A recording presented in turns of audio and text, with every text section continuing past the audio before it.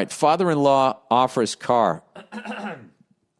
Dear Billies are us. Congrats on baby number 2. Thank you. He is amazing, by the way. He is amazing, and watching my daughter interact with him is just one of the coolest things ever. She's head over heels for him. It's so awesome.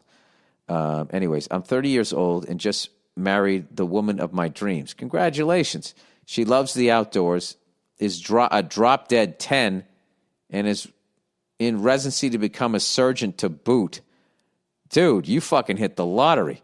I work in the nonprofit sector and loved it, but was unfortunately laid off due to COVID. Sorry to hear that.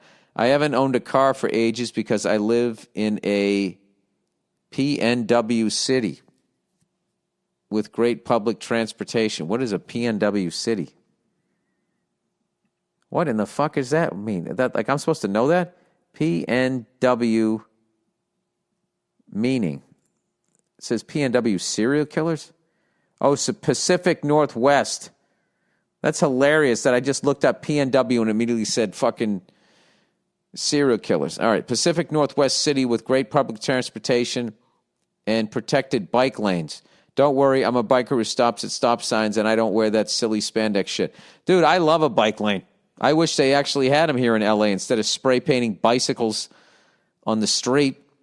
And, like, there's your bike lane. New York City has some great bike lanes where you're on the other side of parked cars. I mean, it's fucking amazing. Jersey barriers and all of that shit. Anyways, my new father-in-law reached out and has offered his 2002 Lexus with 130,000 miles on it for just below Kelly Blue Book value.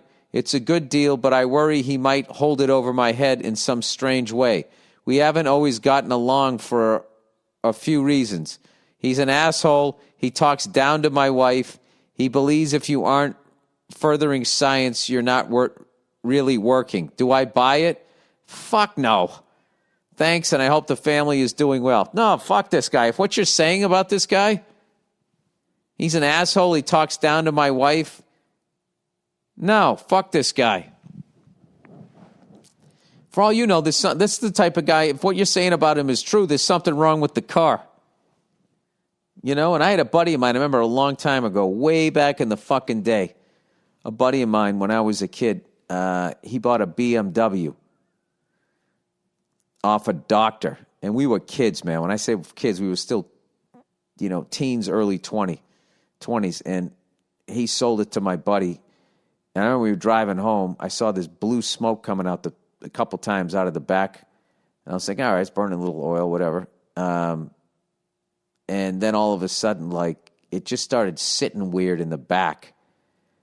And finally, a buddy of ours knew about cars. He put it up on the lift there. And they saw that it had been in a major fucking accident and the frame had been bent. And this guy didn't disclose any of that.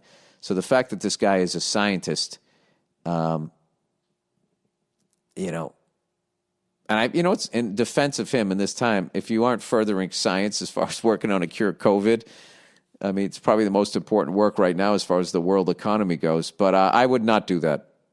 I wouldn't do it. If you got money to buy a used car, I would buy something else somewhere else. Yeah, that's definitely what. Fuck that. You don't want that guy getting in any clothes. You got to keep a guy like that at arm's distance. I really believe that. You're cordial. You have to respect that is the father of the woman that you're going to marry and all of this shit, or that you married or whatever. So you always got to be respectful. Hello, goodbye, but you don't got to let him in. All right.